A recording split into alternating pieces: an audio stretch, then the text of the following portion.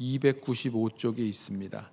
신명기 22장 1절부터 12절까지 말씀, 우리 한 절씩 교독하겠습니다. 내 형제의 소나 양이 길 잃은 것을 보거든 못 본 채 하지 말고 너는 반드시 그것을 끌어다가 내 형제에게 돌릴 것이요, 내 형제가 내게서 멀거나 또는 내가 그를 알지 못하거든 그 짐승을 내 집으로 끌고 가서 내 형제가 찾기까지 내게 두었다가 그에게 돌려줄지니, 나귀라도 그리하고 의복이라도 그리하고 형제가 잃어버린 어떤 것이든지 내가 얻거든 다 그리하고 못 본 채 하지 말 것이며, 내 형제의 나귀나 소가 길에 넘어진 것을 보거든 못 본 채 하지 말고 너는 반드시 형제를 도와 그것들을 일으킬지니라. 여자는 남자의 의복을 입지 말 것이요 남자는 여자의 의복을 입지 말 것이라.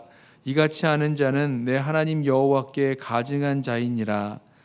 길을 가다가 나무에나 땅에 있는 새의 보금자리에 새 새끼나 알이 있고 어미새가 그의 새끼나 알을 품은 것을 보거든 그 어미새와 새끼를 아울러 취하지 말고 어미는 반드시 놓아줄 것이요 새끼는 취하여도 되나니 그리하면 내가 복을 누리고 장수하리라. 내가 새 집을 지을 때에 지붕에 난간을 만들어 사람이 떨어지지 않게 하라. 그 피가 내 집에 돌아갈까 하노라. 내 포도원에 두 종자를 섞어 뿌리지 말라.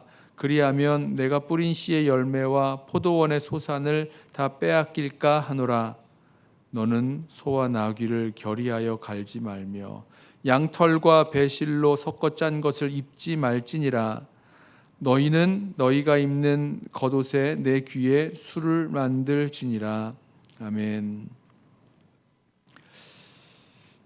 계속해서 이 이스라엘 백성이 가나안 땅에 들어가서 살게 될 때 어떻게 살아야 될 것인가, 하나님 주시는 그 말씀을 보게 됩니다.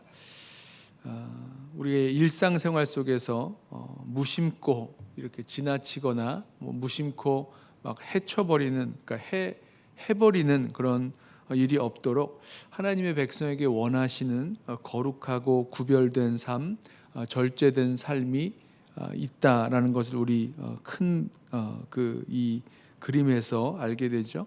세상과 다른 삶, 이 다른 민족들과는 다른 삶을 어떻게 살아가야 될 것인지에 대해서 주님 오늘 말씀을 주십니다.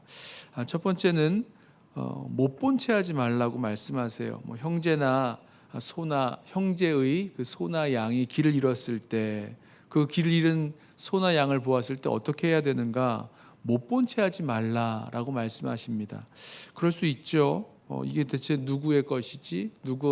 어떤 형제가, 어떤 그 누군가가 이 소나 양을 잃어버렸을 때 이거 못 본 채 할 수 있습니다. 어떻게 주인을 찾던지 아니면 어떻게 누가 가져가든지 잃어버리든지 그냥 못 본 채 할 수 있는데, 못 본 채 하지 말고 그것을 끌어다가 내 형제에게 꼭 돌려주어라 라고 말씀하십니다. 만약에 그 형제가 내게서 멀거나 멀리 떨어져 있는 사람이거나 아니면 알지 못하는 형제일 때에는 그 짐승을 집으로 끌어다 놓고 그 형제를 찾아서 주기까지 하라 말씀을 하십니다. 소나 양만이 아니죠. 나귀나 의복이나 무엇이든지 잃어버린 것을 보았을 때 그것을 못 본 채 하지 말라라고 말씀을 하십니다. 반드시 그것을 돌려주고 찾아주고, 뿐만 아니라 나귀나 소가 길에 넘어진 것도 못 본 채 하지 말고 반드시 형제를 도와주어야 된다라고 말씀을 하십니다.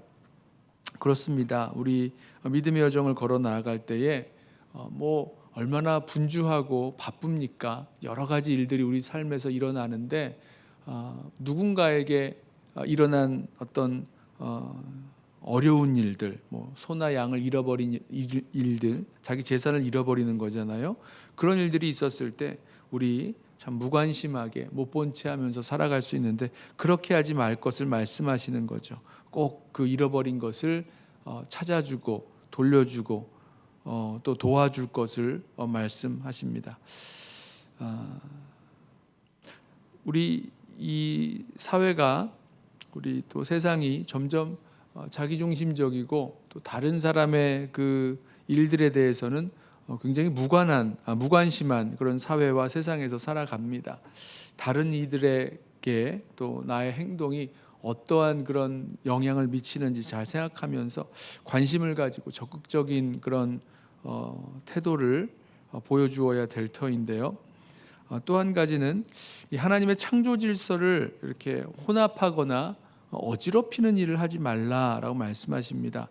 오늘 이 5절부터 말씀을 보면 이제 여러 규정이 나오는데요. 몇 가지를 좀 묶어서 생각을 해보면 이렇게 말씀하세요. 남녀 의복을 바꾸어 입는 것 하지 말라. 그러니까 남녀의 의복을 바꾸어 입는다는 게 하지 말라는 게 무슨 말입니까? 남자는 남자 옷을 입고 여자는 여자 옷을 입어라 이렇게 말씀하시죠. 또 파종할 때 밭에 두 종자를 섞어서 뿌리지 말아라. 무슨 말입니까? 그러니까 예를 들면 콩은 콩으로만 이렇게 심고 팥은 팥으로만 심어라 이렇게 말씀하시는 거죠. 콩과 팥을 막 이렇게 섞어가지고 이렇게 막 교배하는 것 이런 거 하지 말아라라고 말씀하십니다. 또 소와 나귀가 겨리를 갈 때 이제 멍에를 메고 이제 땅을 이렇게 가는 쟁기를 끄는 그런 겨리를 갈 때 소와 나귀가 겨리를 같이 하면 얼마나 불편하겠습니까? 소는 소끼리 높이가 같은 그런 소는 소끼리 겨리를 갈고 나귀는 나귀끼리 겨리를 갈라 이런 말씀이죠. 또 양털과 배실로 섞어 짜지 말아라. 이 말씀은 양털로 짜는 옷은 양털로 짜고 배실로 짜는 옷은 배실로 짜고 이렇게 말씀하시죠. 뭔가 하나님께서 이렇게 만들어 놓으신 하나님의 이 창조 질서 안에서 이것을 혼합하거나 어지럽게 섞거나 하지 말 것을 말씀하시죠. 하나님이 주신 그 창조 질서의 그 원리를 따라서 또 그 하나님이 만드신 그 목적을 따라서 살아가야 될 것을 그대로 말씀하십니다. 또 한 가지는 생명을 생각하라고 말씀하세요. 보면 여러 가지 이 말씀들 속에서 두 가지를 좀 묶어보고 싶은데요. 하나는 어미새와 그 알이나 새끼, 뭐 같이 있겠죠. 보금자리에 그 둥지에 어미새가 있고 그 안에 새끼들이 있거나 아니면 뭐 알이 있거나 했을 때 그것을 동시에 취하지 말라고 말씀하십니다. 어미새는 살려주라 그러고 말씀하세요. 왜 그럴까? 만약에 어미새 만약에 뭡니까? 이 두 개 다 취하는 것. 그러면 완전히 그 새의 종류를 씨를 말리는 게 되잖아요. 그렇게 하지 말라는 거죠.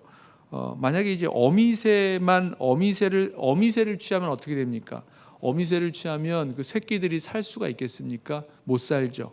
알은 당연히 부화가 안 될 것이고 새끼들은 먹을 것도 먹지 못하고 또 이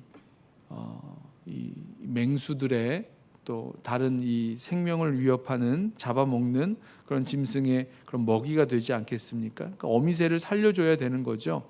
안 그러면 다 죽기 때문에 이렇게 말씀을 하십니다. 그러니까 그 생명, 과연 우리가 하는 그 행동에 있어서 우리의 행동이 그 어떤 새나 어떤 짐승이나 아니면 창조 세계에 있어서 그 생명을 어떻게 보존하게 될 것인가에 대한 일들도 생각하면서 행동해야 된다는 거죠.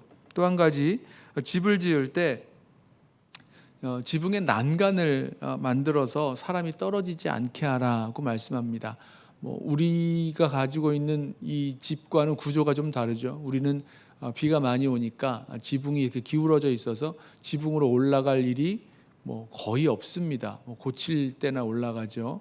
이렇게 지붕에 올라갈 일이 없죠. 그런데 이제 이스라엘 땅에서는 그 지붕이 평평하게 되어 있습니다. 그러니까 우리로 말하면 옥상이라 그럴까요? 옥상에 이렇게 올라갈 수 있는 그런 계단도 만들어져 있고 그 옥상이 이렇게 펼쳐져 있어서 그 위로 올라갈 수 있는데 혹시 누군가 올라갔다가 거기서 떨어지면 지붕 위에서 떨어지면 다치거나 죽거나 할 수 있으니까 그렇게 하지 않도록 지붕에 난간을 이렇게 만들어서 그 사람들이 떨어지지 않도록 보호해 주어라라고 말씀을 합니다. 이게 생명을 생각하는 거죠. 혹시라도 우리가 하는 그런 행동, 우리가 하는 그런 일들을 통해서 누군가가 다치거나 또 어려운 일 당하지 않도록 미리미리 그렇게 조치를 취해야 될 것을 말씀하십니다. 그리고 또 한 가지는 맨 마지막 12절에 겉옷의 내 귀에 술을 만들어라 이렇게 말씀하시는데 이게 무슨 말인가 생각하실 수도 있는데요. 술 이렇게 그 테슬이라 그러나 이렇게 내려와 있는 그런 술 이렇게 그 실들이 이렇게 내려와 있는 그런 모습인데요. 이 민수기 다른 이 말씀을 보면 이 술들이 겉옷의 내 귀에 다는 이 술들이 무엇을 말씀하냐면 하나님의 말씀을 기억할 수 있게 하는 그런 장치가 되고 또 언약 백성으로서 살아가야 될 것, 하나님께서 갖고 계신 우리를 향해서 하나님 백성을 향해서 갖고 계신 그 뜻에 순종하며 살아가야 될 것을 말씀하는 그런 이 장식으로 말씀하고 있습니다. 그러니까 하나님 말씀을 기억하고 살라는 거죠. 하나님 말씀에 순종하면서 살라는 것입니다. 오늘 이 말씀에 나와 있는 이 여러 이 말씀들, 규정들을 보면서 저와 여러분에게 저와 여러분의 일상생활 속에서 우리가 다른 사람들을 향해서 또 우리 이 피조 세계를 향해서 또 하나님께서 우리에게 원하시는 그 일들을 향해서 분명히 이 하나님 원하시는 구별되고 거룩한 그런 성도의 삶, 하나님 백성의 삶이 있다는 것을 우리 알게 됩니다. 그런데 이런 말씀이 있음에도 불구하고 우리가 굉장히 무심코 일들을 처리하고 또 아무런 생각 없이 그냥 당장의 편리한 대로 또 당장의 유익을 쫓아서 이렇게 일을 해버릴 수가 있는데 그렇게 하지 말고 하나님께서 우리들에게 원하시는 그 뜻이 무엇인지 늘 분별하고 정말 생명을 살리고 또 이웃을 또 형제를 도우면서 살아갈 수 있는 그런 삶을 살아가게 되기를 소원합니다. 세상은요 참 자기만 생각하고 서로에게 무관심한 그런 세상에서 사회에서 우리가 살아가죠. 하지만 주님의 백성들은 자기만이 아니라 우리의 형제를 또 이웃을 또 이 피조 세계를 향해서 하나님 주신 그런 관심과 또 적극적인 삶을 가지고 섬기고 또 사랑하며 살아갈 수 있는 저와 여러분 되시기를 예수님의 이름으로 부탁드리며 축원합니다. 기도하겠습니다. 하나님 아버지, 주님께서 주시는 이 말씀이 우리의 삶 속에서 너무나 무심하게 다른 사람을 향해서 또 피조 세계를 향해서 참 무심하게 살아가는 우리들의 모습에 경종을 울려주시면서 또 정말 무관심하게 못 본 채 하면서 살아갈 것 아니라 우리 형제 자매들을 향하여 또 이 피조 세계를 향하여 또 주님 주신 그 생명을 향하여 정말 관심을 가지고 또 우리의 힘을 다해서 최선을 다해서 사랑하고 섬기고 또 보존하면서 지켜주면서 살아갈 수 있도록 우리를 붙드시고 인도하여 주옵소서. 당장의 유익과 만족과 욕심 때문에 살아갈 것 아니라 주님 앞에서 거룩하고 구별된 성도의 삶, 또 절제된 삶 우리 살아갈 수 있도록 세상과 다른 삶 살아갈 수 있도록 우리를 붙드시고 인도하여 주옵소서. 그 겉옷에 내 귀에 달려 있는 술이 주님의 말씀을 기억하게 했던 것처럼 주님 우리 늘 주님의 말씀을 마음에 품고 또 기억하고 그 말씀에 순종하며 살아가기를 힘쓰는 또 그렇게 마음을 다하여 주님의 뜻을 구하고 또 순종하는 우리 모든 성도들 되게 하여 주옵소서. 감사하오며 예수님의 이름으로 기도드리옵나이다. 아멘. 이 시간에 먼저 오늘 주신 말씀 붙들고 우리 함께 기도